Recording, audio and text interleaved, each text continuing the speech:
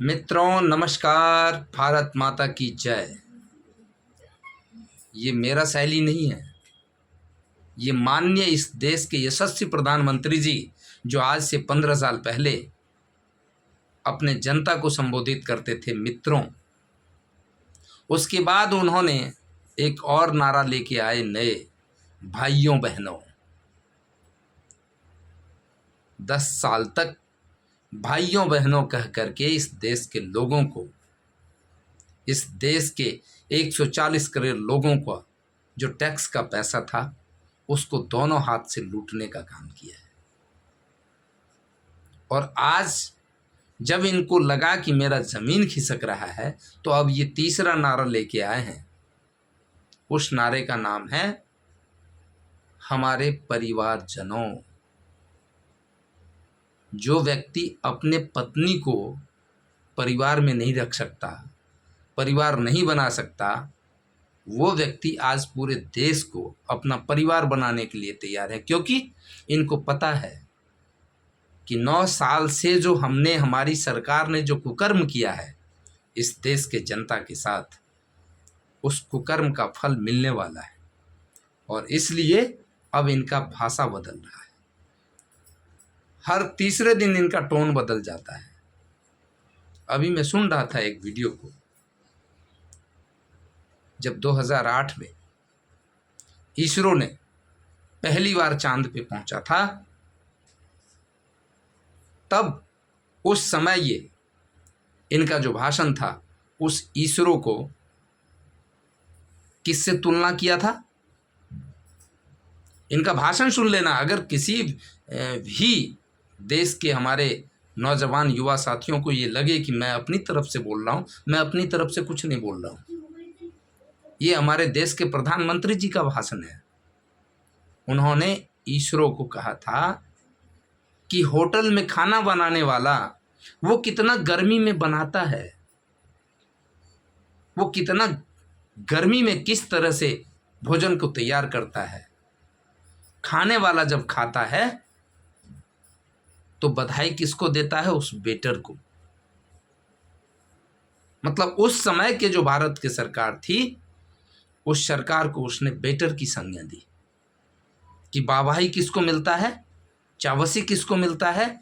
तो उस वेटर को मिलता है जो सिर्फ खाना ला करके वहां से परोसता है।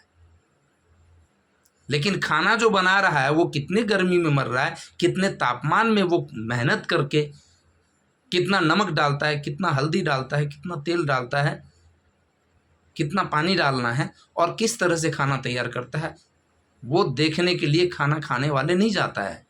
लेकिन चावसी किसको देता है? उस वेटर को। तो ये 15 साल पहले का उनका भाषण है और वो आज मैंने सुना तो मुझे लगा कि क्या वही नरेंद्र मोदी है। अब हम दूसरे मैटर पे आते हैं। रक्षाबंधन त्योहार के ऊपर उन्होंने हमारे देश की बहनों को एक तोहफा दिया है। वो तोहफा क्या है? तो 200 रुपये सिलेंडर पे कम कर दिए। जो एलपीजी गैस सिलेंडर है, जो हर घर में हमारी माताएं, हमारी बहनें खाना बनाती है, उस सिलेंडर का दाम अब उन्होंने 200 रुपये कम कर दिए हैं। अब क्यों किए हैं इस बात की हम क्या कहेंगे? आप भी जानते हैं, आप पढ़े लिखे हैं, आप समझदार हैं। हमारे देश के लोग बहुत ही अच्छे भोले भाले हैं, लेकिन समझदार बहुत हैं। वो तुरंत समझ जाते हैं कि अब हमारे देश का नेता क्या करने वाला है। 9 साल तक इस देश के 140 करोड़ लोगों का सिरिंज लगा करके खून चूसने का काम किया। चाहे वो गैस का दाम हो, चाहे दूध का दाम हो, तेल का दाम हो, दाल का दाम हो, चावल का दाम हो, सब्जी का दाम हो, हर चीज 9 साल के अंदर 3 गुना बढ़ गया।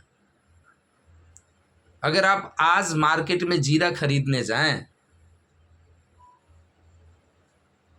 6 महीना पहले वो जीरा 400 रुपये किलो था, आज वो जीरा 800 रुपये किलो है। गरीब लोगों के लोहिया में जीरा पड़ना बंद हो गया है, क्योंकि जिस जीरे का जो स्वाद होता है वो स्वाद भूल चुके हैं गरीब लोग, क्योंकि 800 रुपये किलो हो चुका है। और आज जब महज 5 महीना रह गया है तो हमारे देश के यशस्वी प्रधानमंत्री जी सिलेंडर पे 200 रुपये कम कर दिए।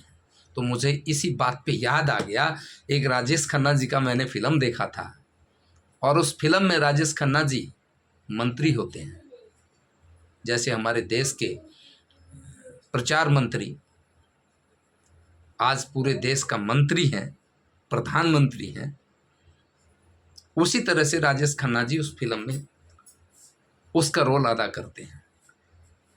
और देश के जितने होटल वाले हैं, वो होटल वाले उस समय परेशान होते हैं, क्योंकि महंगाई बढ़ जाता है। तो होटल वाले का एक यूनियन जा कर के मंत्री जी से गुहार लगाता है कि मंत्री जी हम चाहते हैं कि हमारे रोटी का दाम बढ़ जाए। उस समय 50 पैसे की रोटी मिलती थी, और होटल वाला चाहता था कि हमारे रोटी का कीमत 75 पैसे हो जाए। अब मंत्री जी का जो पीए है, उनसे जब बातचीत हुआ तो मंत्री जी का पीए ने कहा कि ठीक है, काम तो हो जाएगा, लेकिन उसके बदले आपको भी कुछ करना पड़ेगा। तो हमारे देश के सारे होटल मालिकों ने बैठ करके और फिर ये तैयार किया कि ठीक है, आपका जो डिमांड है वो पूरा किया जाएगा। मंत्री जी से मिले, मंत्री जी ने कहा कि ठीक है, कल से तुम अपने रोटी की कीमत 1.5 रुपये कर दो। अब आप समझ सकते हैं कि जैसे आज अडानी जी, अंबानी जी कितने भी कीमत किसी चीज़ का बढ़ा दे, तेल का दाम बढ़ा दे, गैस का दाम बढ़ा दे, एलपीजी सिलेंडर का दाम बढ़ा दे, पेट्रोल डीजल का दाम बढ़ा दे, कोई रोकने वाला नहीं है। क्योंकि उस फिल्म के माध्यम से मैं आप लोगों को ये बताना चाहता हूँ कि उस फिल्म में राजेश खन्ना जी 1.5 रुपये का आदेश कर दिए। 6 महीना साल भर चला। साल 2 साल बाद पब्लिक को लगा कि यार ये तो महंगाई बहुत बढ़ गई है। वो सड़क पे आगे आंदोलन करने लगे। उसके बाद फिर हिंदुस्तान के सारे होटल मालिकों ने जाकर के मंत्री जी से मिला कि मंत्री जी अब तो ऐसा हो गया है, ना तो कोई खाने के लिए आता है, और हमारे होटलों पे अब ताला लगने वाला है, क्योंकि जनता जो है वो सड़क पे उतर चुकी है। मंत्री जी बोले कोई बात नहीं, कर देंगे, उसका भी उपाय कर लेंगे, ऐसी क्या बात है, ऐसी कोई बात नहीं। ठीक है, तुम एक सभा लगाओ, मैं आऊँगा। अब पूरे देश के होटल के जो जितने मालिक थे, उन्होंने एक बहुत बड़ी सभा की। मंत्री जी आए, बोले भाइयों बहनों, हमारे परिवारजनों, अब आपको परेशान होने की ज़रूरत नहीं है। कल से आपकी जो रोटी का कीमत है वो महज 1 रुपये का हो जाएगा। हमने 50 पैसे उस रोटी की कीमत कम कर दिए हैं। मुझे वो फिल्म आज याद आ रहा है, और वो जो दिखाया गया वो रियल में आज हो रहा है देश के अंदर। उसी तरह से हमारे देश के प्रचार मंत्री, प्रधानमंत्री नहीं है, ये प्रचार मंत्री है, और वो प्रचार मंत्री आए और राखी के, रक्षाबंधन जैसे त्योहार के ऊपर सहानुभूति बटोरने के लिए जिस तरह से राजेश खन्ना वहाँ आया और उसने कहा कि कल से रोटी का दाम 1 रुपये हो जाएगा। अब जनता भी खुश, मालिक भी खुश, जितने होटल के मालिक थे वो भी खुश, और मंत्री जी भी खुश। मंत्री जी को तो मिल रहा है जितना मिल रहा है। जनता भी सोच लिया यार 1.5 रुपये था, 50 पैसे तो कम हो गए, अब 1 रुपये का मिला करेगा भाई, 50 पैसे तो बचेंगे। होटल वाला भी खुश, क्योंकि वो 50 पैसे की रोटी बेच रहा था, उसको भी डबल मुनाफा आने लगा। पहले तिगुना मुनाफा आ रहा था, अब कम से कम डबल मिलेगा, कोई दिक्कत नहीं। तो इस देश को इन भ्रष्टाचारियों से, इन भाजपा के बलात्कारियों से अपने बहनों को बचाना है और इन भ्रष्टाचारियों से इस देश को बचाना है। इसलिए आप लोगों से हाथ जोड़ के निवेदन करना चाहता हूं कि ऐसे भ्रष्टाचारियों को आप लोग पहचानिए, जानिए कि जो व्यक्ति 9 साल तक इस देश के लोगों का खून चूसने का काम किया, जब 2014 में आया था तो क्या कहता था, बहुत हुआ महंगाई की बार, अब की बार मोदी सरकार। बहुत हुआ महिलाओं पे अत्याचार, अब की बार मोदी सरकार। और 9 साल से हमारे देश के महिलाओं के ऊपर कितना अत्याचार हुआ है वो आप सभी ने देखा है। अभी मणिपुर में क्या हुआ है आपने देखा है, बिहार में क्या हो रहा है आपने देखा है, राजस्थान में क्या हो रहा है वो भी आपने देखा है, बंगाल में क्या हो रहा है वो भी आपने देखा है।